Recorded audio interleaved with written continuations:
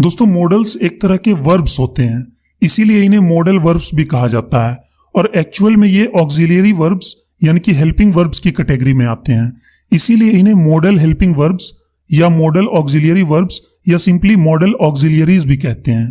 तो इन बातों से ये तो क्लियर है कि मॉडल्स एक तरह के हेल्पिंग वर्ब्स यानी कि सहायक क्रियाएं हैं। और दोस्तों अगर आपको वर्ब्स की बेसिक नॉलेज होगी तो आपको पता होगा कि इंग्लिश ग्रामर में जितने भी वर्ब्स हैं उन्हें दो भागों में बांटा गया है। पहला मेन वर्ब यानी कि मुख्य क्रिया और दूसरा हेल्पिंग वर्ब यानी कि सहायक क्रिया। मेन वर्ब्स वे वर्ब्स होते हैं जो किसी भी सेंटेंस में मेन इंपॉर्टेंस रखते हैं। ये जनरली किसी न किसी काम के होने का बोध कराते हैं, जैसे खेलना, दौड़ना, खाना पीना एटसेट्रा। और हेल्पिंग वर्ब्स वे होते हैं जो कि मेन वर्ब्स की हेल्प करते हैं मेनली दो काम करने में। पहला टेंसेस दिखाने में कि सेंटेंस किस टेंस में है यानी कि काम किस समय में हो रहा है, और दूसरा सब्जेक्ट का मूड दिखाने के लिए कि कर्ता का मूड क्या है यानी कि उसकी मन स्थिति क्या है, उसकी मनोभावना क्या है। क्या वह कोई सलाह देना चाहता है या कोई निवेदन करना चाहता है या कोई आदेश देना चाहता है या फिर अपनी कोई इच्छा जाहिर करना चाहता है या किसी बात की अनुमति लेना या देना चाहता है, वह आखिर कहना क्या चाहता है। दोस्तों टेंसेस दिखाने के लिए तो main verb is, am, are, was, were, has, have, had जैसी हेल्पिंग वर्ब्स की मदद लेता है, जैसे he is going to school, वह स्कूल जा रहा है। यहां helping verb is main verb going की हेल्प कर रहा है प्रेजेंट टेंस दिखाने में। इससे हमें यह पता चलता है कि वर्तमान समय की बात हो रही है। लेकिन अगर हमें भूतकाल यानी कि पास्ट टेंस की बात करनी हो कि वह स्कूल जा रहा था, तो पास्ट टेंस को दिखाने के लिए अब मेन वर्ब गोइंग हेल्प लेगा हेल्पिंग वर्ब वाज की और हमारा सेंटेंस हो जाएगा he was going to school. लेकिन सब्जेक्ट के मूड को दिखाने के लिए हम इन हेल्पिंग वर्ब्स का यूज नहीं करते हैं। सब्जेक्ट के मूड को दिखाने के लिए हम अलग तरह के हेल्पिंग वर्ब्स का यूज करते हैं और इन्हें ही हम मॉडल्स कहते हैं। जी हाँ, मॉडल वर्ब्स बना ही है मूड या मोड वर्ड से, जिसका मतलब है मनोदशा यानी कि स्टेट ऑफ माइंड और फीलिंग।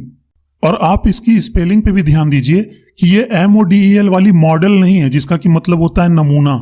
इसकी स्पेलिंग है MODEL मॉडल, और ये मेन वर्ब की हेल्प करता है सेंटेंस के मूड को दिखाने में।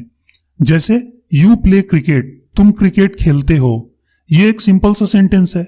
अब अगर मुझे कोई एडवाइस यानी कि सलाह देनी हो कि तुम्हें क्रिकेट खेलना चाहिए, तो अब मेन वर्ब प्ले एक मॉडल हेल्पिंग वर्ब शुड की हेल्प लेगा और हमारा सेंटेंस हो जाएगा यू शुड प्ले क्रिकेट। दोस्तों किसी भी हेल्पिंग वर्ब को मेन वर्ब के पहले रखा जाता है, इसीलिए यहां मॉडल हेल्पिंग वर्ब शुड को मेन वर्ब प्ले के पहले रखा गया है।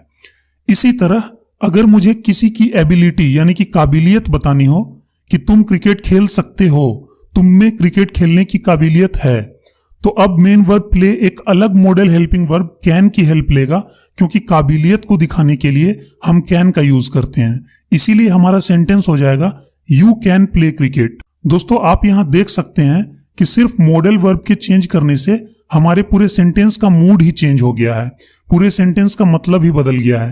पहले वाले सेंटेंस में हम एक एडवाइस यानी कि सलाह दे रहे थे, लेकिन दूसरे वाले सेंटेंस से हमें एबिलिटी यानी कि काबिलियत का पता चलता है। उसी तरह अगर मैं कहूं यू विल प्ले क्रिकेट, तो इससे हमें एक ऑर्डर या कमांड यानी कि आदेश का पता चलता है कि तुम क्रिकेट खेलोगे।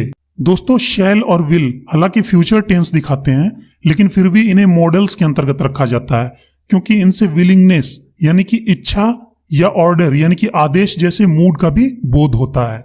दोस्तों मॉडल्स की कुल संख्या 13 है।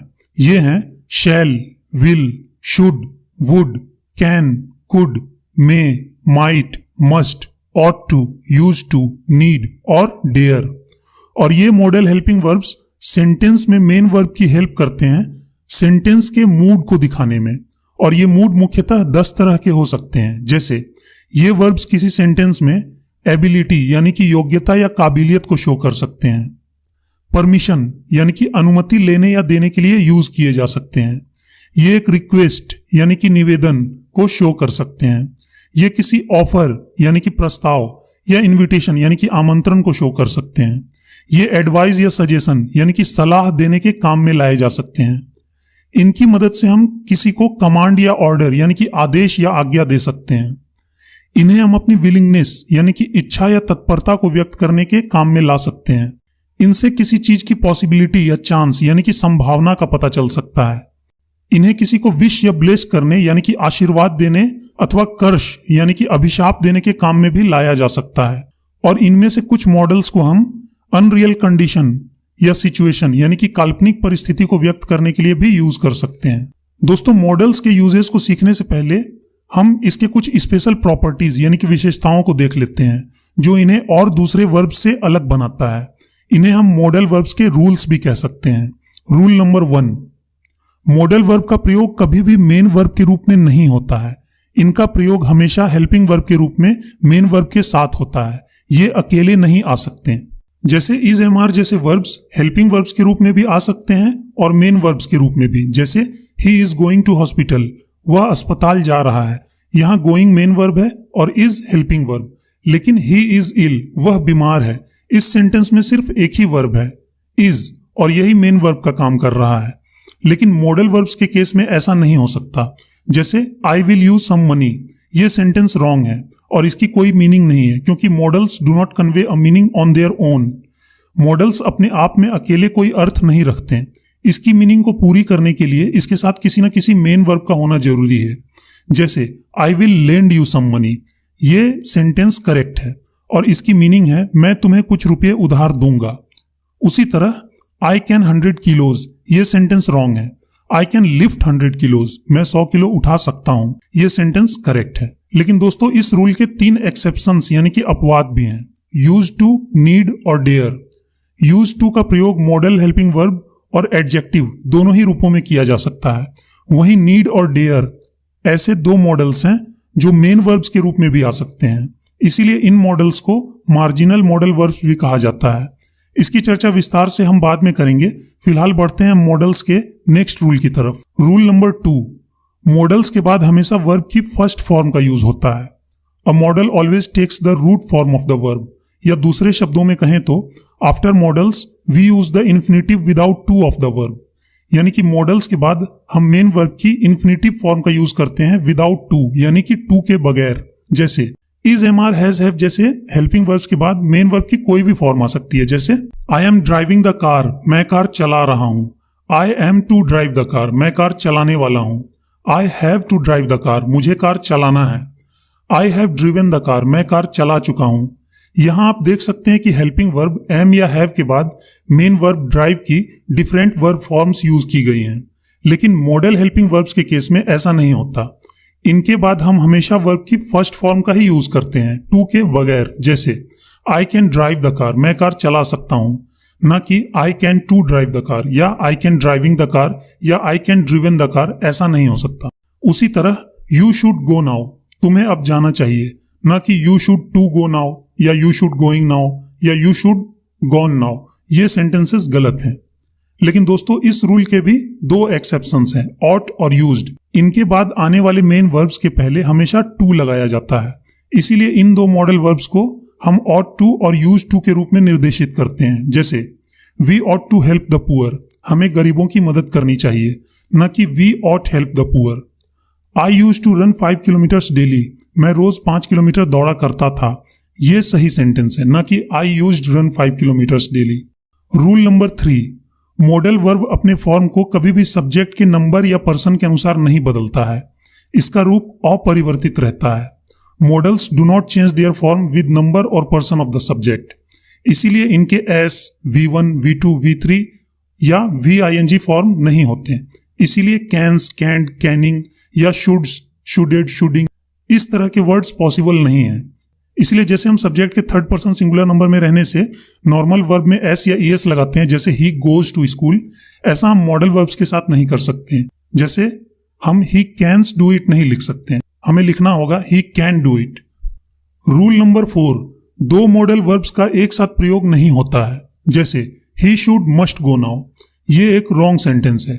लेकिन 2 मॉडल्स का प्रयोग एक कंजंक्शन से जोड़कर किया जा सकता है। जैसे he should and must go now, ये एक करेक्ट सेंटेंस है। रूल नंबर 5, मॉडल वर्ब्स वाले इंट्रोगेटिव सेंटेंसेस या नेगेटिव सेंटेंसेस या क्वेश्चन टैग्स या शॉर्ट आंसर को बनाने के लिए हम helping verbs do, does, did का यूज नहीं करते हैं। जैसे यू कैन स्विम, इसका नेगेटिव सेंटेंस होगा यू कैन नॉट स्विम, न कि you do not can swim. और इंट्रोगेटिव सेंटेंस होगा कैन यू स्विम, न कि डू यू कैन स्विम। उसी तरह क्वेश्चन टैग होगा you can not swim, can you, और शॉर्ट आंसर हो सकता है यस आई कैन या नो आई कांट। तो दोस्तों ये थे मॉडल वर्ब्स के रूल्स। अब हम मॉडल वर्ब्स के यूजेस को देखेंगे। तो चलिए एक एक करके अब हम देखते हैं कि सेंटेंस के किस किस मूड में हम कौन कौन से मॉडल वर्ब्स का यूज करते हैं और कैसे करते हैं। सबसे पहले हम एबिलिटी, पावर या कैपेसिटी यानी कि योग्यता, काबिलियत, शक्ति या क्षमता दिखाने वाले मॉडल्स की बात करते हैं। दोस्तों इसके लिए हम कैन का यूज करते हैं और पास्ट की जनरल एबिलिटी को दिखाने के लिए कुड का यूज करते हैं। और इनके नेगेटिव सेंटेंसेस बनाने के लिए हम कैन नॉट और कुड नॉट का यूज करते हैं। यहां ध्यान दीजिए कि कैन और नॉट को एक साथ लिखा जाता है।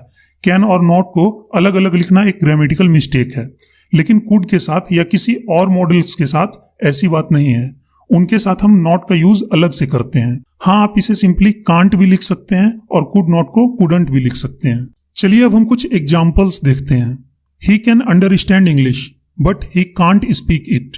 वह अंग्रेजी समझ सकता है लेकिन वह इसे बोल नहीं सकता। यानी कि उसमें अंग्रेजी समझने की काबिलियत तो है लेकिन अंग्रेजी बोलने की काबिलियत नहीं है। कैन यू स्पीक इंग्लिश, क्या तुम अंग्रेजी बोल सकते हो? द ब्लाइंड कैन नॉट सी, अंधे देख नहीं सकते। I can lift this box, मैं इस बक्से को उठा सकता हूं। मतलब मेरे अंदर इस बक्से को उठाने की शक्ति है या क्षमता है।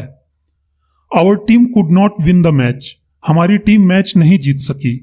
ये एक एबिलिटी इन पास्ट को शो करता है, भूतकाल में क्षमता। I could lift 100 kilos when I was young, मैं 100 किलो उठा सकता था जब मैं जवान था। ये एक typical behavioural ability in past को शो करता है कि जब कोई ऐसा था तो ऐसा कर सकने की क्षमता रखता था। चलिए अब हम देखते हैं कि परमिशन यानी कि अनुमति लेने या देने के लिए हम कौन कौन से मॉडल्स का यूज करते हैं और कैसे करते हैं। दोस्तों इसके लिए हम कैन, कुड, मे और माइट का यूज करते हैं। जी हाँ दोस्तों, एक ही मॉडल वर्ब का यूज हम डिफरेंट मूड्स को दिखाने में कर सकते हैं।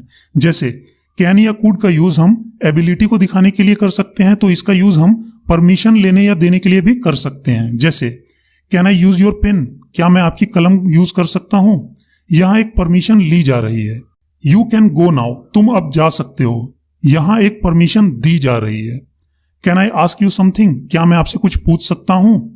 Could I ask you something, दोस्तों इस सेंटेंस का भी मतलब है क्या मैं आपसे कुछ पूछ सकता हूं। यहां कुड का पास्ट टेंस से कोई रिलेशन नहीं है। यहां कुड का यूज इस सेंटेंस को कैन वाले सेंटेंस से थोड़ा ज्यादा पोलाइट यानी कि नम्र बना दे रहा है। ऐसे सेंटेंसेस में कुड के यूज से पोलाइटनेस यानी कि विनम्रता या आदर का भाव व्यक्त होता है। लेकिन दोस्तों परमिशन लेने या देने के लिए कैन या कुड का यूज इनफॉर्मल मैनर में किया जाता है, यानी कि दोस्तों यारों के साथ या सगे संबंधियों के साथ। लेकिन फॉर्मल मैनर में यानी कि स्कूल में, कॉलेज में, ऑफिस में या एल्डर्स यानी कि बड़ों से परमिशन लेने के लिए हम मे का यूज करते हैं। जैसे क्या मैं अंदर आ सकता हूं सर, इसकी इंग्लिश होगी मे आई कम इन सर। दोस्तों परमिशन लेने के लिए हम माइट का यूज भी करते हैं, लेकिन इसका यूज तब किया जाता है जब परमिशन लेने में थोड़ी हिचकिचाहट या झिझक यानी कि हेजिटेशन हो, जब हमें लगता है कि इसका जवाब हमें ना में मिल सकता है। जैसे क्या मैं यहां सिगरेट पी सकता हूं, might I smoke in here. यहां माइट के यूज से थोड़ी हिचकिचाहट का बोध हो रहा है कि क्या पता मुझे परमिशन मिलेगी कि नहीं मिलेगी। इसीलिए ऐसे सेंटेंसेस में माइट में से थोड़ा मोर हेजिटेंट और लेस पॉजिटिव है। चलिए अब हम देखते हैं कि रिक्वेस्ट यानी कि निवेदन के लिए हम कौन कौन से मॉडल्स का यूज करते हैं और कैसे करते हैं। दोस्तों इसके लिए हम can, could, will, would, may और माइट का यूज करते हैं। जैसे can you lend me some money, क्या आप मुझे कुछ रुपये उधार दे सकते हैं? कैन यू हेल्प मी, क्या तुम मेरी मदद कर सकते हो? दोस्तों यहां आप देख सकते हैं कि कैन का यूज यहां एबिलिटी दिखाने के लिए या परमिशन लेने के लिए नहीं किया गया है, बल्कि एक रिक्वेस्ट के लिए किया गया है। उसी तरह could I have a glass of water, क्या मुझे एक गिलास पानी मिल सकता है? यहां कुड का यूज कैन की अपेक्षा मोर पोलाइट रिक्वेस्ट यानी कि ज्यादा विनम्र अनुरोध के लिए किया गया है। दोस्तों रिक्वेस्ट करने के लिए कैन और कुड का यूज हम इनफॉर्मल मैनर में करते हैं। फॉर्मल मैनर में रिक्वेस्ट करने के लिए हम विल का यूज करते हैं। जैसे will you shut the door please, क्या आप कृपया दरवाजा बंद कर देंगे? ये एक फॉर्मल रिक्वेस्ट है। Would you please accompany me to the hospital, क्या आप अस्पताल तक मेरे साथ चलेंगे कृपया? दोस्तों यहाँ वुड के यूज से विल की अपेक्षा मोर पोलाइटनेस यानी कि ज्यादा विनम्रता झलकती है, लेकिन इसके पोलाइटनेस का लेवल कुड से थोड़ा कम होता है। दोस्तों आपने कई बार रेलवे स्टेशन पर अनाउंसमेंट होते हुए सुना होगा, may I have your attention please, जिसका मतलब है कृपया मेरी ओर ध्यान दीजिए। यहाँ मे का यूज सम्मान के साथ निवेदन करने के लिए किया गया है, रिक्वेस्ट विद रिस्पेक्ट।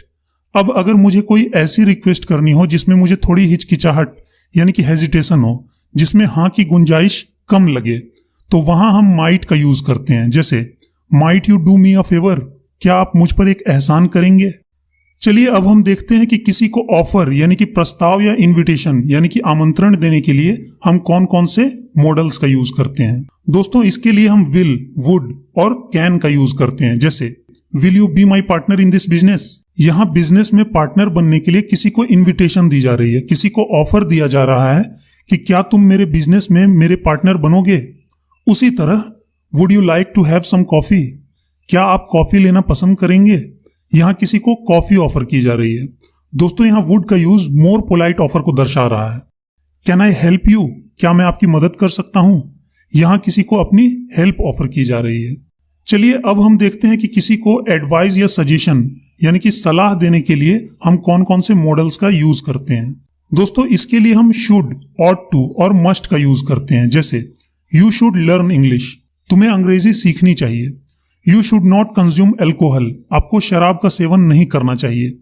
दोस्तों शुड से जनरल एडवाइस का पता चलता है, इसमें कोई कंपल्सन यानी कि अनिवार्यता नहीं होती, आप सलाह को माने या ना माने आपकी मर्जी।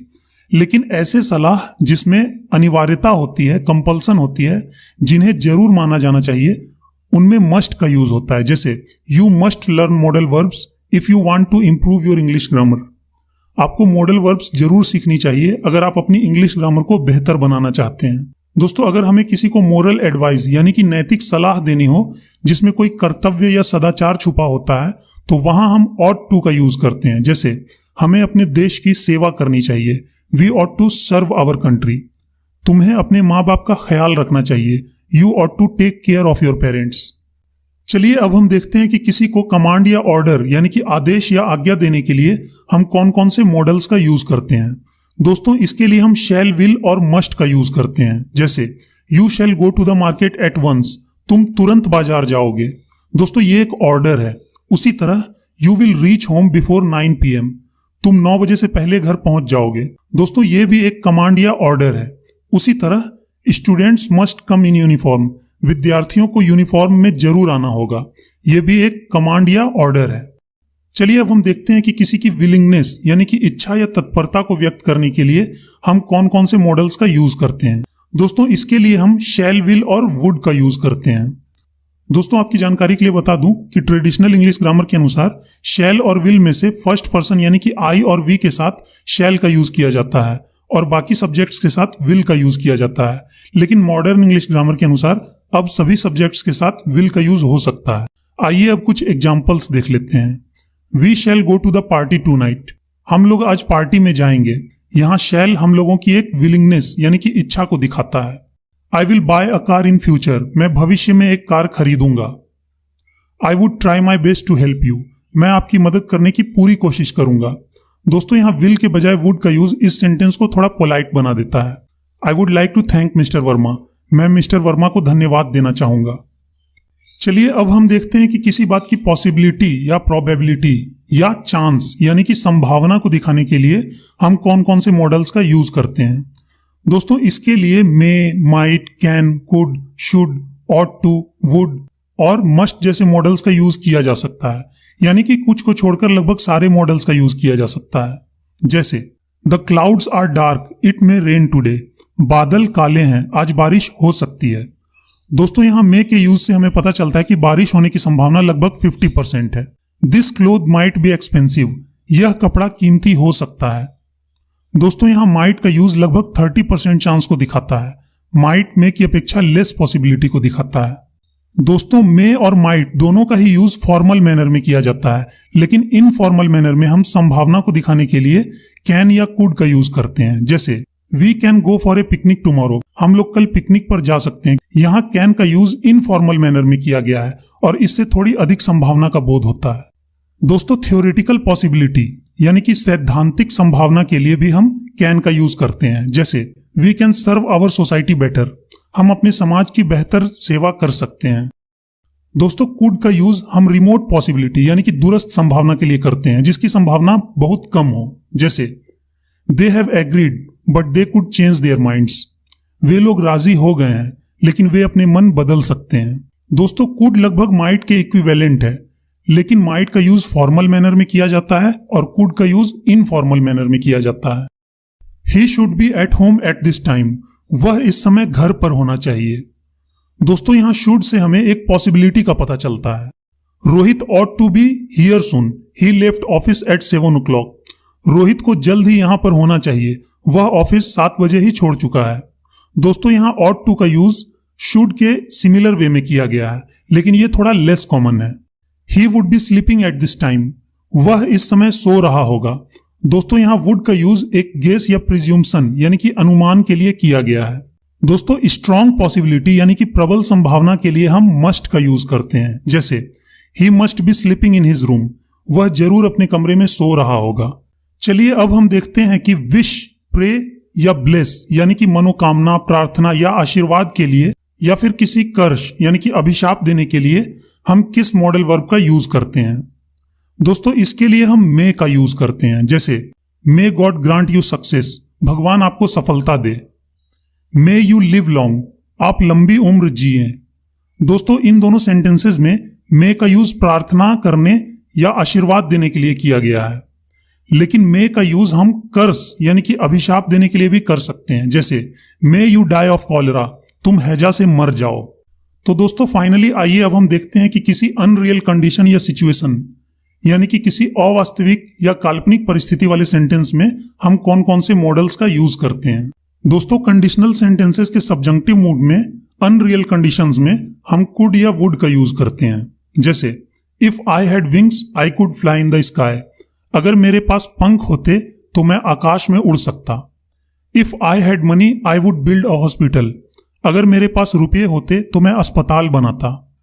If I were you I would not do that, अगर मैं तुम्हारी जगह होता तो मैंने ऐसा नहीं किया होता।